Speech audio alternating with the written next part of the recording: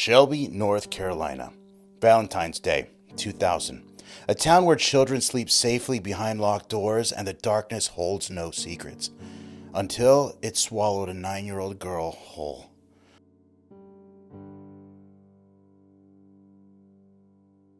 Asha Degree was everything a predator shouldn't want. Shy, obedient, terrified of the dark. Yet at 2:30 a.m. during the worst storm in months, she packed a bag and walked out of her home into the howling night. She was never seen again.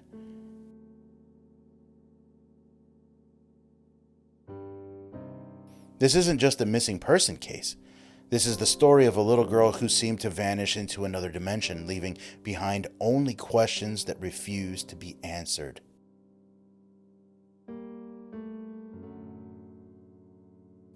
Harold and Asha Degree built their world around their children, 10-year-old O'Brien and 9-year-old Asha. Their modest home in Oakcrest Street was a fortress of routine and love, where honor roll certificates hung on refrigerators and basketball trophies gathered dust on shelves. Asha was the child every parent dreams of, straight A's, never in trouble, afraid of her own shadow. She wouldn't walk into the mailbox after sunset, couldn't sleep without a nightlight, trembled during thunderstorms. The idea that she would leave voluntarily in the dead of night during a tempest was beyond impossible. It was unheard of. Yet on February 13th, something changed. During the evening power outage, when darkness consumed their home, Asha sat quietly in the black, calm, waiting as if expecting something to happen. By morning, she was gone.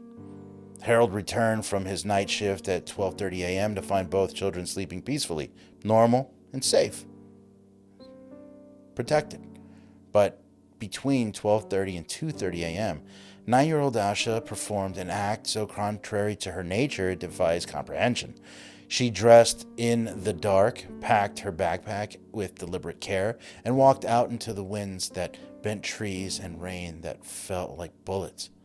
The storm was apocalyptic. 60-mile-per-hour winds, near-freezing temperatures, the kind of night that keeps adults cowering indoors. Yet somewhere in that maelstrom, a terrified little girl was walking alone down Highway 18, moving away from everything she'd ever known.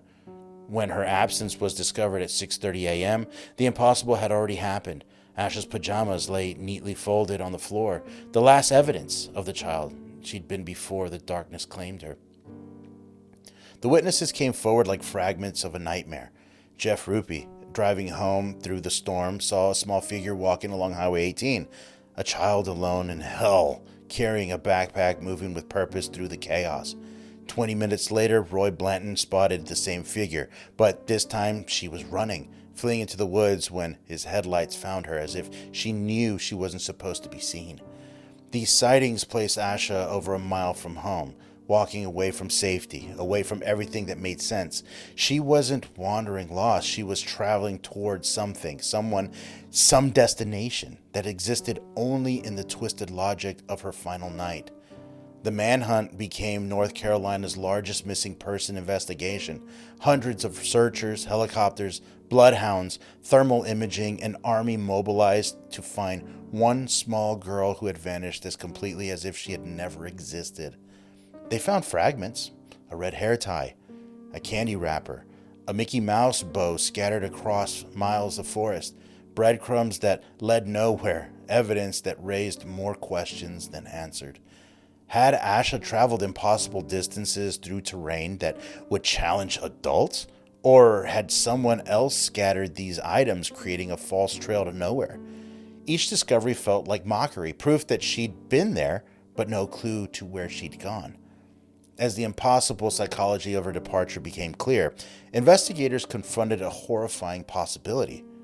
What if Asha hadn't left spontaneously? What if someone had spent weeks or months carefully cultivating her trust and manipulating her fears, preparing her for this night? It would explain her strange calm during the power outage, her purposefully journey through the storm, the packed bag suggesting a planned trip rather than a panicked flight. But who? Teachers, coaches, a family friend? Everyone was scrutinized. Everyone was investigated. Everyone was cleared. No inappropriate relationships surfaced. No evidence of grooming emerged. The theory remained a ghost haunting the investigation, but never materializing into proof. 18 months of silence.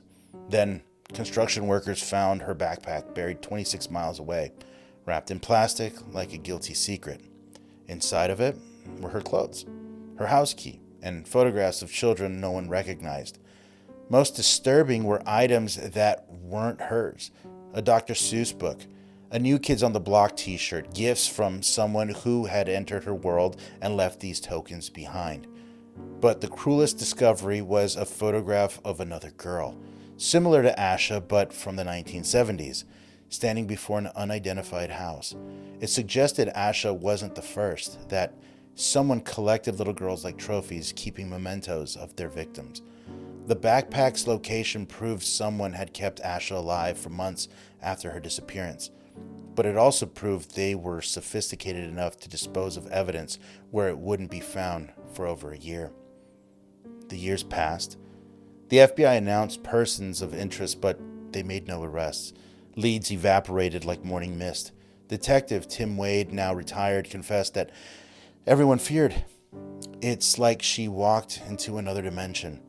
Theories multiplied in the absence of answers. Serial predator, child trafficking, a larger pattern of disappearances across the Southeast, each possibility more chilling than the last. The most heartbreaking theory was also the simplest, that Asha survived, became a woman who doesn't remember her real name, lost somewhere in America's vast anonymity. Harold and Asha Degree never moved on from Oakcrest Street. Asha's room remains frozen in time. There are toys on shelves, clothes in drawers, bed still made for a little girl who will never come home. Every Valentine's Day, they hold a vigil. Hundreds gather to remember a child who vanished into the storm, to pray for answers that may never come. O'Brien, now a father himself, continues to search through social media, sharing his sister's story with generations who might hold the key to her fate. Their faith endures, but time has carved deep lines in their faces, aged them beyond their years. They are prisoners of hope, trapped between the unbearable pain of knowing and the impossible agony of not knowing.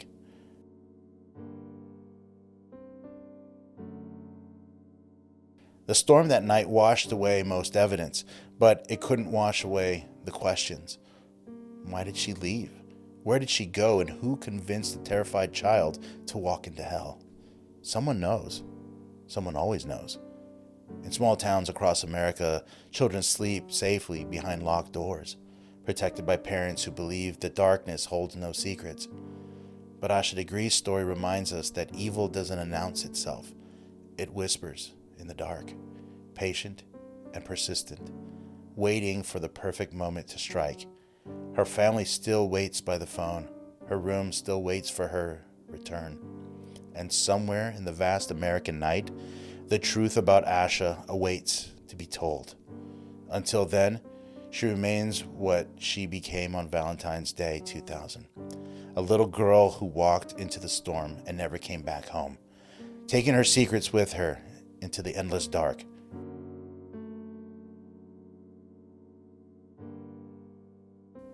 Now, if you have any information about Asha Degree's disappearance, contact the Cleveland County Sheriff's Office. Someone somewhere knows what happened that night, and Asha is still waiting to be found. I'm Jorge, and this is Jorge's House of Horrors.